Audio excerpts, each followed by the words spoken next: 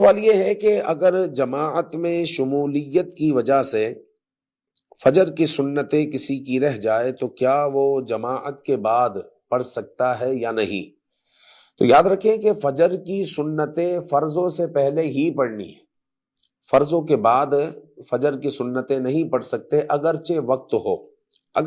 ہو۔ آپ نے دیکھا ہوگا کہ نماز ہو رہی ہوتی ہے، جماعت ہو رہی ہوتی ہے، اور اکثر لوگ سائیڈ پر پیچھے کی طرف سنتیں ادا کر رہے ہوتے ہیں۔ اس کی وجہ یہی ہے کہ جماعت کے بعد سنتوں کا وقت ختم ہو جاتا ہے، اب وہ سنتیں نہیں پڑھ سکتا، لہٰذا فجر کی سنتیں فرضوں سے پہلے پڑھنی ہے۔ اگر کسی کی نکل جائے تو اب وہ انتظار کرے گا سورج نکلنے کا،